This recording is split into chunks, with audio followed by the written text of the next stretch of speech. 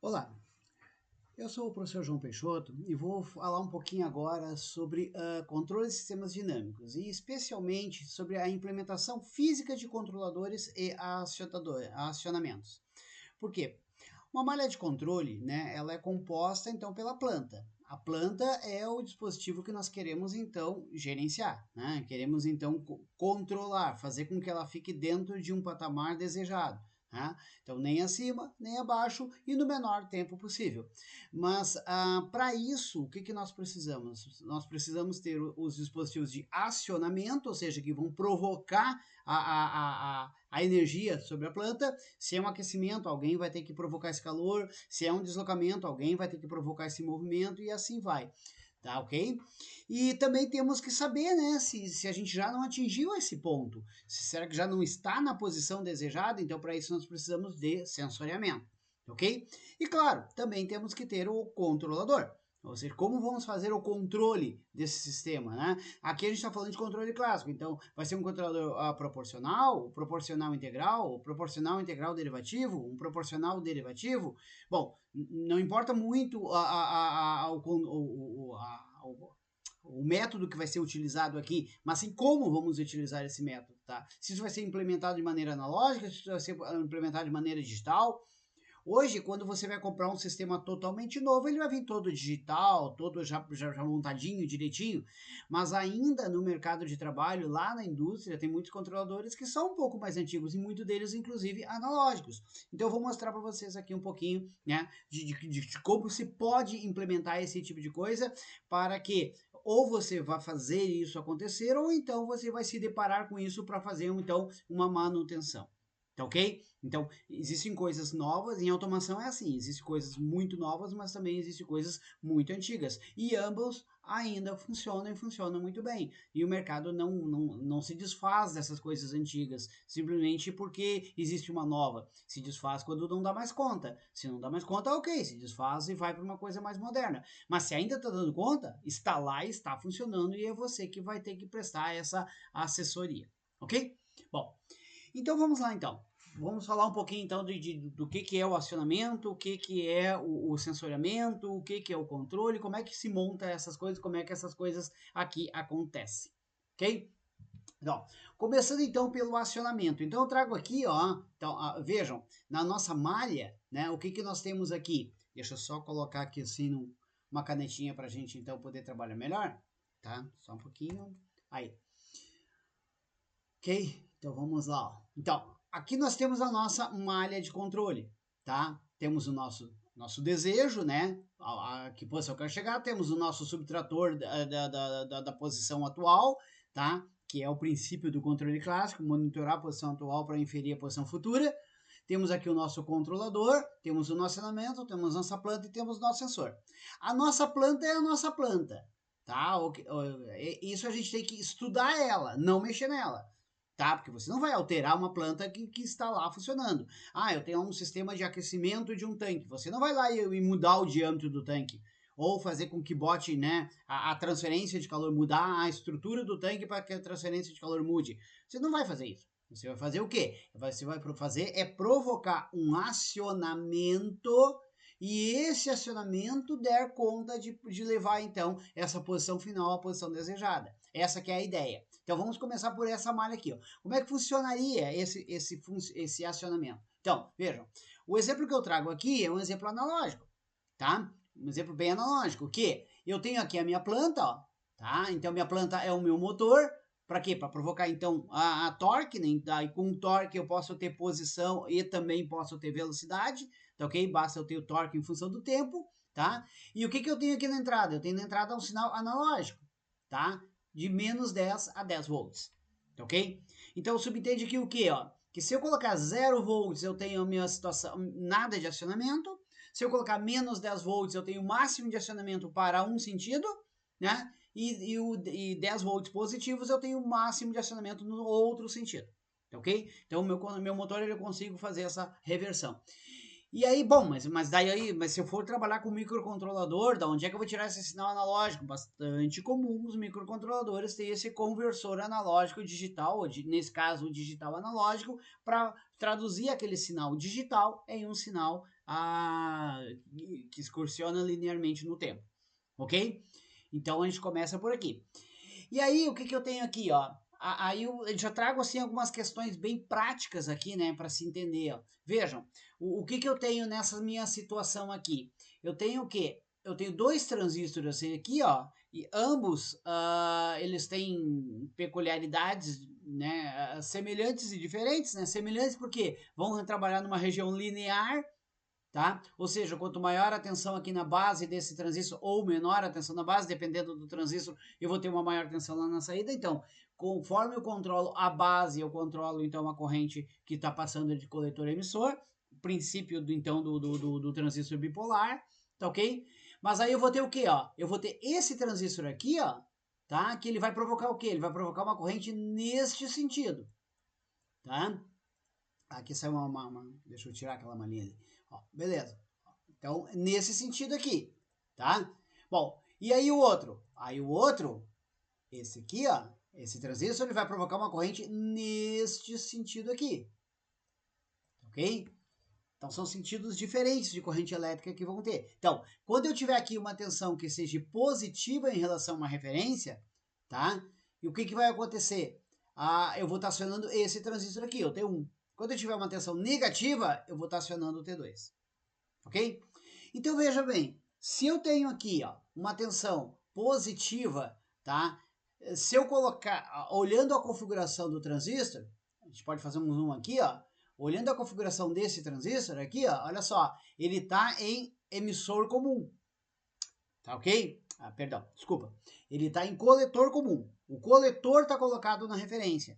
O emissor é que vai para a carga. Então, toda a tensão que eu colocar aqui na base, ó, toda a tensão de base que eu colocar aqui, ó, o que vai acontecer? Ela vai aparecer aqui no emissor, só que com uma queda de 0,7 volts.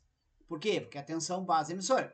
Então, se eu colocar aqui ó, 24 volts, aqui no emissor eu vou ter 23,3 volts. Se eu colocar aqui 12 volts, eu vou ter 11,3 volts. E isso é a tensão do motor. Então, conforme eu controlo essa tensão que está na base desse transistor, eu replico ela lá no motor.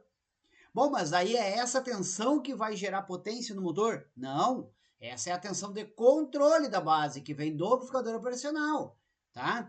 Quem vai gerar potência é a corrente que vai circular aqui, ó, nesse sentido. E essa corrente, ela tem a relação com a tensão. Maior a tensão, maior a corrente que passa aqui sobre o motor. E aí consigo aumentar a potência e por isso que ele gera, então, o torque proporcional a essa potência que eu estou dissipando lá no motor. E a mesma coisa vale para o outro transistor, tá? Olha só, essa tensão na base agora está diferente, ó. O meu coletor aqui, ele está no menos 24, então a tensão da base tem que ser menor 0,7 volts para ele conduzir. Então aqui eu estou colocando tensões negativas. E aí quando eu botar uma tensão negativa aqui, ó, subtraído de 0,7, eu vou ter a tensão do motor. Então se eu botar aqui, ó, menos 10 volts, por exemplo, se eu fizer isso, menos 10 volts, ora, aqui eu tenho uma queda de 0,7 e vou ter menos 9,3 volts. 9,3 volts o motor vai gerar, então, um certo torque. Mas com que corrente? Com a corrente que vai circular aqui, ó, nesse sentido. Então, o transistor bipolar ele tem essa vantagem, né? Essa peculiaridade, melhor dizendo. Conforme a tensão que tu coloca aqui na entrada, né? Nessa configuração, coletor comum, tá? Conforme a tensão que tu bota na entrada, ele faz com que haja mais corrente ou menos corrente elétrica entre emissor e coletor, tá ok? Ou coletor emissor, dependendo se é um NPN ou se é um PNP, ok? Então, com isso, com essa minha estrutura aqui, ó, que a gente chama então de ponte simples, tá ok? A minha tensão que eu coloco, que eu tenho aqui na saída do meu amplificador operacional, ela já me indica, tá? Vou até botar aqui isso na forma de um gráfico, ó. Então, a tensão que eu colocar aqui, ó, na saída, tá ok? Deixa eu só pegar, vou botar aqui no meio. Ó, se eu fizer isso, se a tensão for positiva, opa, vou pegar daqui. Ai, aqui. Está muito próximo. Se a tensão for positiva, eu tenho tensão positiva no motor. Se a tensão for negativa, eu tenho tensão negativa no motor. Então eu consigo, através desse valor positivo e negativo, dizer se o motor vai para um lado ou se ele vai para o outro. Com mais torque ou menos torque. Com mais velocidade ou menos velocidade. Tá? Essa que é a ideia. Bom, mas e daí? Da onde que eu tiro essa tensão positiva e negativa aqui no meu amplificador operacional? Tá? Aí, aqui eu tenho um amplificador, tá? Por quê? A tensão que eu preciso no motor, ele é 24 volts, mas já está definido aqui, nós definimos isso no problema, que a tensão que eu tenho disponível lá no meu microcontrolador, na minha saída digital analógica, tá? Ela é de 10 volts. Então eu tenho que converter esse 10 em 24. Eu tenho que converter esse menos 10 em menos 24. Para isso, usei aqui um amplificador operacional na configuração, então, não inversora. O que significa isso? Significa que se eu tiver, tendo aqui o meu ganho, ó, a minha tensão na saída, vamos botar assim, né? Minha VO aqui, minha tensão na saída, ela vai ser a tensão na entrada, que é esse V1 aqui, ó, tá? Vezes, vou botar aqui assim, vezes 1 mais a diferença entre o R3, desculpa, a razão entre R3 por R2. Ok? Essa é a regra para o amplificador não inversor. Então, tudo que eu tiver aqui na entrada, tá? Vai ter na saída multiplicado por esse ganho. Note um detalhe importante. Eu não posso atenuar. Ou seja, o meu ganho, no mínimo, vai ser igual a 1. Entendeu? Por quê? Porque eu tenho 1 mais alguma coisa, então eu só posso amplificar, não posso atenuar. Gravem bem isso, mais adiante a gente vai precisar dessa informação. Então, nesse caso aqui, ó, eu pego o valor desse R3 aqui, ó, como eu coloquei aqui um trimpote, então eu posso ajustar essa resistência, à medida que eu ajusto ela, eu faço mudar esse ganho. Então, como é que eu calibro isso? Da seguinte forma, coloco uma tensão de 10 volts na entrada e ajusto o R3 até que a saída seja 24. Mas neste caso aqui específico, o que nós vamos fazer? Ó? Vejam que o outro lado não está na saída do amplificador operacional. Conseguem perceber aqui? Ó, ele não está aqui na saída. Ó. Ele está conectado aonde? Lá no motor. Então ele está pegando como referência a tensão já no motor. Com isso eu consigo calibrar. Ó. No momento que eu coloco 10 volts aqui na entrada, tá? O que eu tenho lá? Eu boto 10 volts na entrada e ajusto esse valor aqui do trimpote, tá? Para um lado e para o outro, até que a tensão sobre o motor seja 24 volts. Com isso, eu compenso a queda nesses resistores aqui, ó, no resistor R4, que é o resistor de polarização do transistor, e esses dois resistores aqui, ó, R5 e R6, que eu vou comentar daqui a pouquinho, tá? Então eu compenso todas essas quedas aí, e aí consigo deixar exatamente o valor que eu quero, tá? Então essa é uma configuração, né, tá?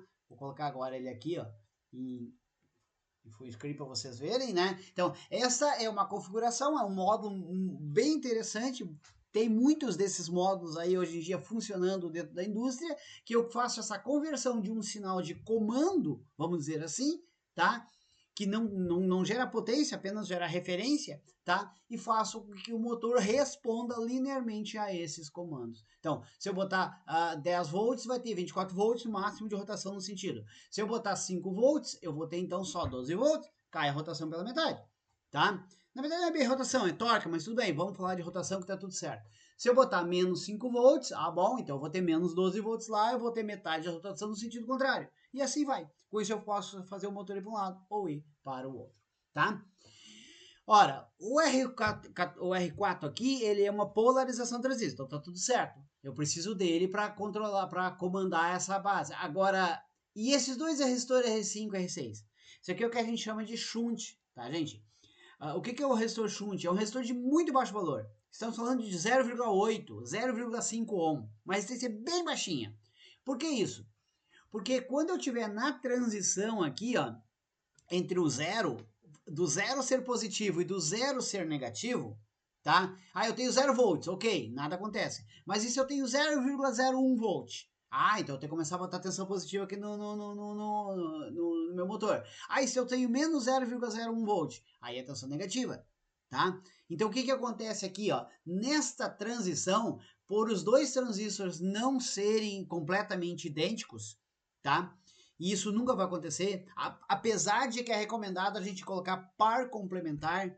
Ora, o que é esse par complementar? Isso a literatura já mostra, né? Se eu utilizar aqui, ó, um transistor no T1, um BD139, obrigatoriamente no T2 eu tenho que botar um BD140. Por quê? Porque os dois são complementares. Tá ok? Se não for complementar, pior ainda.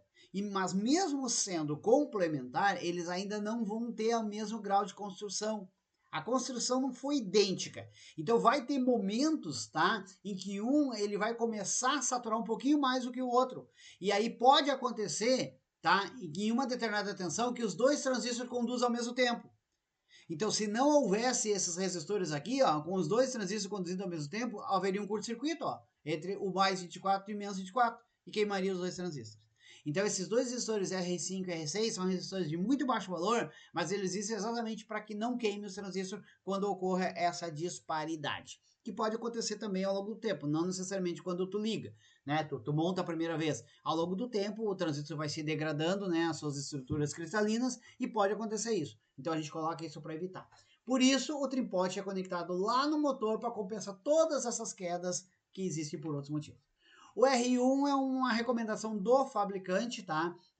O valor do R1 é sempre o paralelo de R3 por R2, tá? É o valor que coloca aqui para corrigir o offset. O que é o offset? Ó, se eu colocar V1 aqui, eu multiplico esse ganho. Mas se eu colocar uma tensão de 0 aqui, se eu colocar uma tensão de 0 em V1, obrigatoriamente a saída teria que ser 0.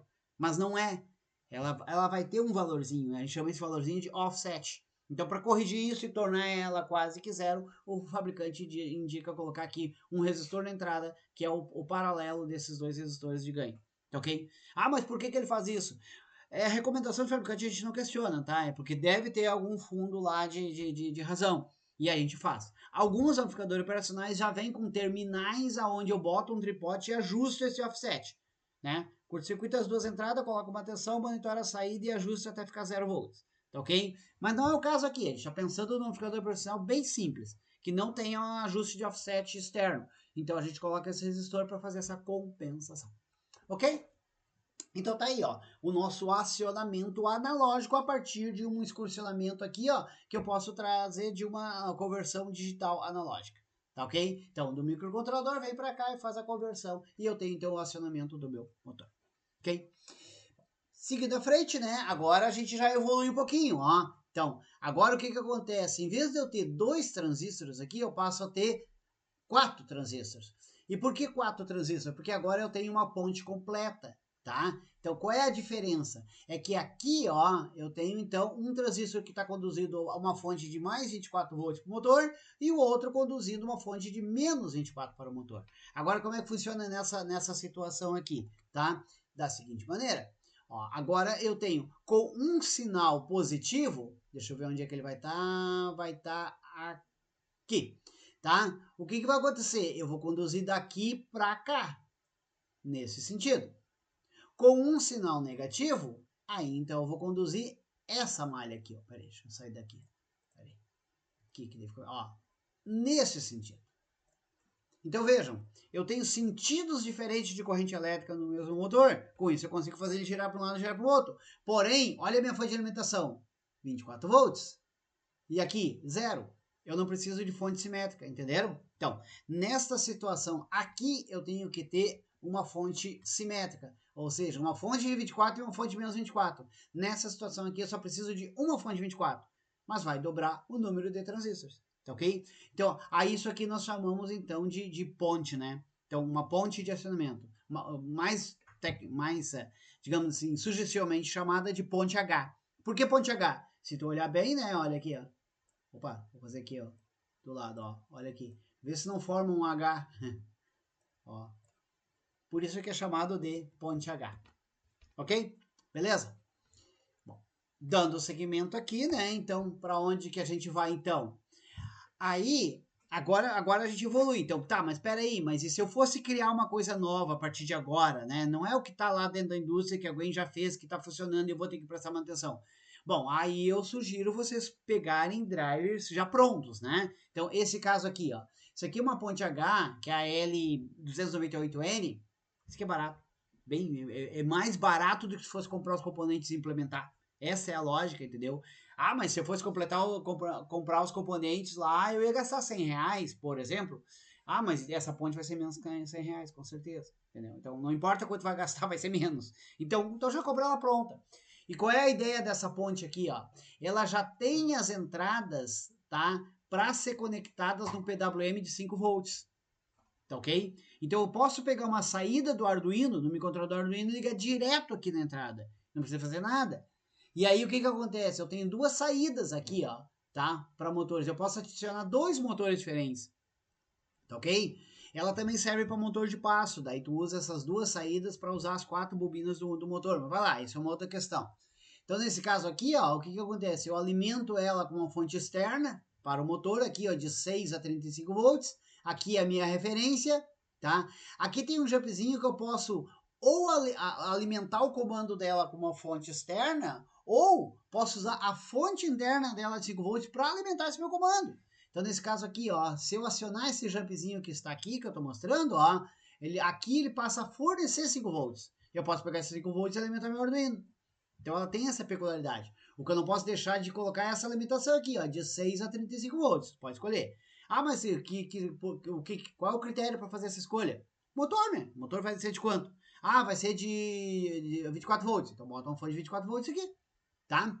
Ok? E aqui as saídas para os motores. Nesse caso eu estou com apenas um motor. E aí aqui eu tenho minhas entradas, né? São 4 entradas, desculpa, 2 entradas, né? 2 para o motor A, 2 para o motor B. Qual é a moral dessas entradas aqui? Aí eu decido, né? Se eu quero ir para um lado, se eu quero ir para o outro, tá? Essa que é a lógica, tá? E aí como é que ele funciona? Ele funciona como PWM. Qual é a ideia do PWM? Agora, se vocês olharem bem, ó, vou tentar passar aqui para vocês verem, ó. Olha aqui, o transistor NP está em cima, o PNP está embaixo, tá? Agora olha como é que vai ser. Agora o PNP está em cima e o NPN está embaixo. Mudou? E por que mudou isso?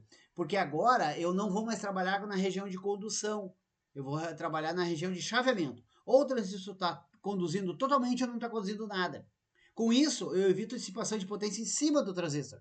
Então eu consigo botar transistor com menor capacidade de potência elétrica para acionar o motor. Porém, eu tenho esse equipamento aqui de saída, né? Esse meu transdutor de energia, vamos dizer assim, que eu estou transmitindo energia elétrica em torque, ele tem que ser um elemento ativo, ou seja, um armazenador de energia. Nesse caso aqui o motor é porque ele tem o campo eletromagnético, tá? Se não for armazenador de energia, ele não vai funcionar, tá? Então, essa é uma peculiaridade do PWM. Ah, eu vou botar uma resistência de aquecimento. A resistência por si só não vai funcionar, mas se ela estiver aquecendo algo e esse algo acumular esse calor, aí tudo bem. Então tem que ter um acumulador de energia. Caso contrário, não rola. Então cada caso é um caso. Na maioria das vezes vai funcionar e vai funcionar bem. Então o que funciona? Ó? Eu trabalho chaveando ó, o mínimo e o máximo de energia, 0. O máximo, sempre na mesma razão, né? Ou seja, com a mesmo período, logo eu tenho a mesma frequência, tá? Porém, o ciclo eu mudo, ó. Então aqui nesse primeiro caso, eu ligo por 10% e desligo por 90%. No segundo caso, eu ligo 50% e desligo 50%. No terceiro caso, eu ligo 90% e desligo 10%. Com isso, eu tenho um controle analógico a partir de um sinal digital, tá? Então, isso é uma grande vantagem. Isso a gente chama de Pulse Width Modulation, tá? Então, a modulação por largura de pulso. Então, isso é PWM, tá ok? Então, tá aqui, ó. Aqui eu coloco então só um amplificador, porque aqui como eu tenho 5 volts e eu vou fazer um chaveamento de um transistor com 24, então eu só coloquei aqui um amplificador para amplificar um pouquinho esse comando que vai para o meu transistor, tá? E aí eu faço diretamente o chaveamento. Beleza? Bom, aí com isso, né, a gente sai aqui do acionamento, agora eu preciso sensoriar, né? E como é que eu sensorio as coisas? Como é que eu trago esse sinal, tá? Da seguinte maneira, bom, aí depende da grandeza que tu quer medir. Por exemplo, se for medir temperatura e não for uma temperatura muito grande, tipo de 0 a 100, nós temos os dispositivos prontos aqui, ó. Não vamos ficar inventando a roda. Tá aqui, ó, o LM35. É um chipzinho invólucro TO92, tá? O que acontece? Tu alimenta ele com uma tensão de 4 a 20 volts e ele fornece na saída 10 milivolts para cada grau centígrado que ele está sentindo no seu corpo, tá? Então, o que eu faço aqui, ó? Coloco um amplificador aqui, ó, para fazer uma conversão mais exata, né? Então, 0 volts para mim vai ser o mínimo de temperatura, 10 volts vai ser o meu máximo. E aí eu defino isso aqui, tá ok? Coloco o meu sensor lá dentro de uma temperatura, né, que eu conheço, de referência, tá? E aí faço ela atingir essa referência e aí eu calibro aqui quantos volts que eu quero que indique aquela máxima temperatura. E ele é linear, ele já está linearizado, tá? Então aqui eu faço o meu sensoramento. Para fazer sensoramento de velocidade, daí eu posso usar um próprio gerador de tensão, né? Quanto maior a velocidade, quanto que se coloca maior a rotação, melhor dizendo, né? Velocidade angular seria a rotação. Aí eu consigo gerar mais tensão ou menos tensão, tá ok? Beleza? E nesse caso aqui também é um equipamento bastante útil, né? Quando eu quero fazer posicionamento, se eu quero sensorizar a posição de coisas, tá? Então, alguma alavanca lá que está acionando e desacionando o combustível da caldeira. Então, eu quero monitorar essa posição. No carro, né? Quando tu tem um carro que ele tem alguns comandos elétricos, no caso o acelerador é um potenciômetro, que quando tu aperta mais, o potenciômetro faz esse escorcionamento. Qual é o problema do potenciômetro? É que dificilmente tu vai conseguir cair na situação, na coincidência de que o mínimo é igual ao máximo. O mínimo físico do potenciômetro é o mínimo físico que tu precisa. Não vai acontecer isso. Então aqui eu dou uma sugestão, né? Que a gente faz o quê? Ó? Eu coloco aqui um subtrator, tá? De quê? De uma referência mínima e uma referência máxima. Tá ok? Então, eu tenho aqui uma referência mínima. Joia? Então eu coloco o meu potenciômetro fisicamente no mínimo. É aqui que é o pedal do acelerador zerado. Ok. Aí ele vai me dar uma tensão aqui. Porque eletricamente ele não vai estar no mínimo. Tá ok? Da minha planta. Aí eu venho aqui e calibro uma tensão para ser subtraída. E faço com que aqui seja 0 volts. Depois eu coloco ele no máximo. E aí eu calibro aqui o ganho para que ele forneça, então, o valor desejado. Então, 0 a 100, 0 é mínimo aceleração, 100 máxima aceleração. Tá? Coisas assim. Então, aqui tem uma boa dica para vocês aqui de como fazer um sensor de posicionamento. Joia? Bom, aqui é só uma dica, assim, só uma pequena dica de como fazer um detector de posição a partir de um gerador, né? Então eu posso fazer isso através de um integrador, porque o que é posição? Nada mais é do que a integral do deslocamento. Entenderam? Então, melhor dizendo, da velocidade. Se eu tenho velocidade, houve deslocamento. Então, se eu integrar a velocidade, eu tenho a posição. Tá? Então, eu coloquei uma velocidade, ele começou a se deslocar, senão não teria velocidade. Então, se eu integro essa velocidade, eu tenho a posição. Então, quando eu não tenho um sensor de posição, ou o meu sensor de posição ele tem fim de curso físico, e pode algo ficar girando, aí quebraria esse sensor físico. Então, eu coloco um gerador de tensão e integro, coloco aqui um integrador ó, da velocidade. Com o integral da velocidade, eu tenho o quê? A minha posição. E se ele chegar no final do curso, ele prossegue, não tem problema nenhum, não quebra nada. Então, essa aqui é uma dica de sensor de posição. Tá ok? Sensor de corrente elétrica, aqui o resistor shunt que eu comentei com vocês lá nos transistores é isso aqui, ó. São resistores de muito baixo valor, tá? E se eu quero medir uma corrente elétrica, eu não posso interferir na medição. Então, eu boto um valor de resistência bem baixinho, mas que, uma vez que a corrente passe por ele, ele gera uma diferença de potencial. E essa diferença de potencial eu amplifico e monitoro ela. Então, eu consigo monitorar a corrente elétrica, tá? Ok?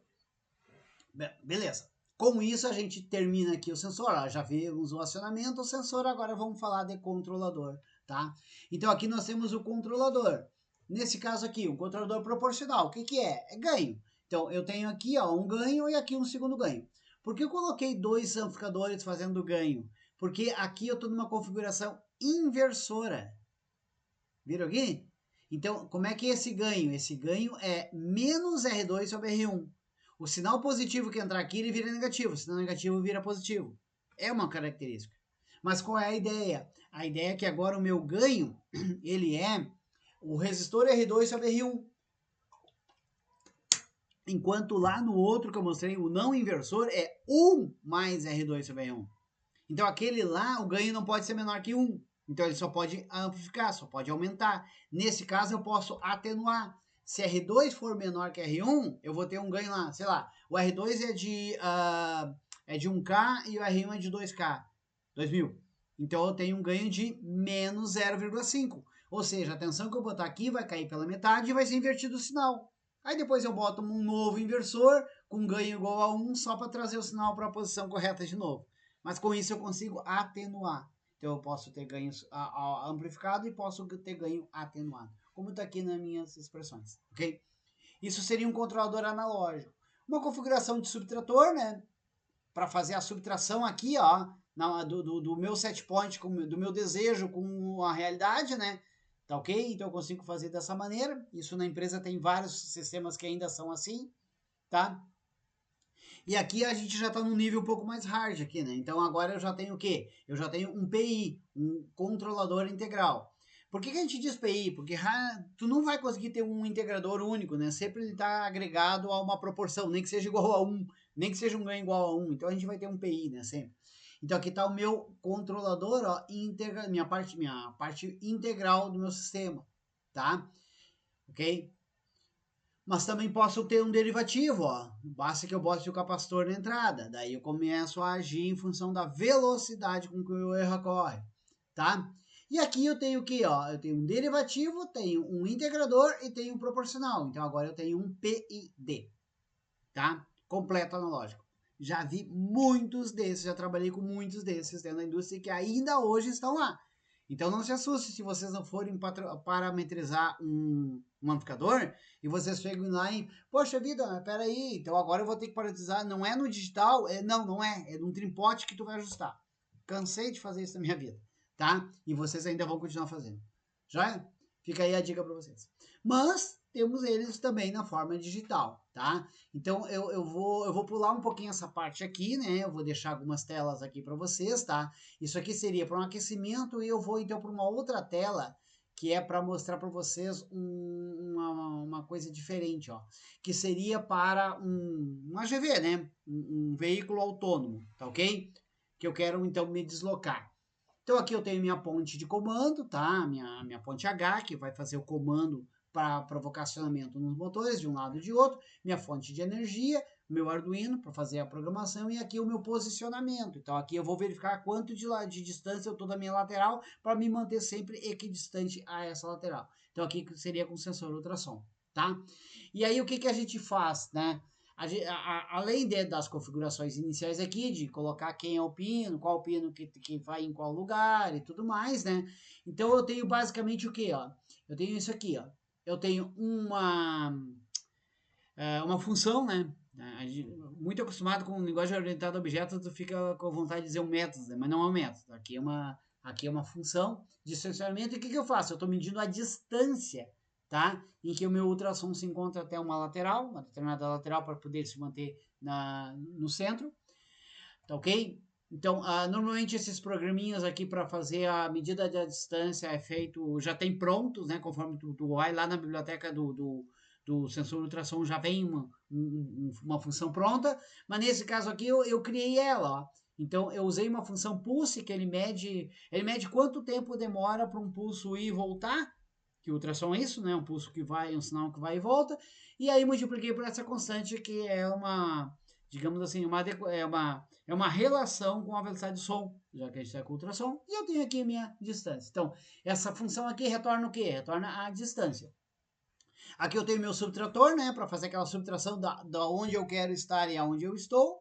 Então, sempre que eu utilizo essa função aqui, ó, eu mando para eles para ela o valor do sensor e ela me diz, então, qual é o erro, né? Qual é o erro que está acontecendo? Se eu estou exatamente na posição, o erro é 0. Se eu estou um pouco para cá, o erro é positivo. Se eu estou um pouco para lá, o erro é negativo, tá? Aí aqui eu tenho o meu controlador, uma função de controle, ó, que vai controlar, tá ok? Tá? Então eu vou ter o quê? Ó? Primeiro eu vou ter que ter o meu erro, ó. Então, desculpa, o meu proporcional. Qual é a minha atuação proporcional sobre a planta? Tá? Então, é o erro vezes a minha constante de proporção, que eu decidi, que eu parametrizei. Tá? Qual é a minha ação integral sobre a planta? Vai ser o que eu tinha antes, mais o erro vezes a minha constante de integração. Tá? E mais uma variável temporal. Tá ok? Depois eu volto e explico um pouquinho isso aqui. E qual vai ser a minha atuação no derivativa? vai ser o que eu tenho agora menos o erro anterior, tá? Dividido por uma variação de tempo, multiplicado pela minha constante de derivação, que eu também defini na parametrização. Aí eu somando os três fatores, P e D, eu tenho a minha ação P e D, que é o que eu vou retornar, tá? Que eu vou retornar aqui no meu controle. Então, no meu controle eu entro com o erro e ele me devolve a ação P e D para o acionamento, tá ok? O que vocês estão vendo aqui, ó, esse P, ó, se P for maior que 255, P igual a 255. Se o P for menor que menos 255, então P é igual a menos 255. Por que 255? Porque é 8 bits, né? O Arduino ele trabalha com as saídas em 8 bits, entradas e saídas em 8 bits. Então, 255 seria todos os bits em 1, tá ok? E só que aqui fora, lá dentro do microcontrolador, esses números podem ser muito maior que isso. Então, se eu botar, por exemplo, 257, na saída analógica do Arduino ele dá 2. Por que 2? Porque são 2 que passou de 255. Então, quando ele chega em 255, ele volta a zero. Entenderam? Então, esse número aqui, ó, que vem do erro, ele não pode passar de mais 255 e não pode ser menor do que menos 255. Ele tem que ficar dentro dessa faixa. Então, aqui eu faço um limitante para isso. Entenderam? Então, eu limito para que ele fique dentro dessa faixa, senão ele vai me dar valores totalmente errôneos. É como se ele virasse, né? Virasse o velocímetro. E eu não quero que isso aconteça, tá? E isso entra nisso que eu passei rapidamente aqui, ó, que é o efeito end-up. O efeito end-up é isso. Como tu está trabalhando com algo digital, entendeu? Então, se a planta lá acontece algum problema, por exemplo, eu quero que ele chegue numa posição, mas ainda falta 2 centímetros para chegar nela. Bom, então eu vou atuar para que ele chegue. Mas essa atuação fisicamente não está acontecendo. A rodinha trancou, alguma coisa trancou.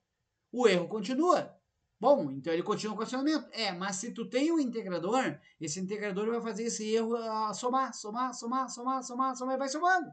Daqui a pouco esse erro tá lá em 65 mil. Aí tu destranca a rodinha, aí como o erro tá muito maior, aí ele vai fazer o inverso, né? Aí ele vai descer essa integral até chegar em 255. E aí tu já se perdeu, né? Então o que tu faz? Se tu tá integrando e chegou no máximo e ela não agiu, ele não passa do máximo.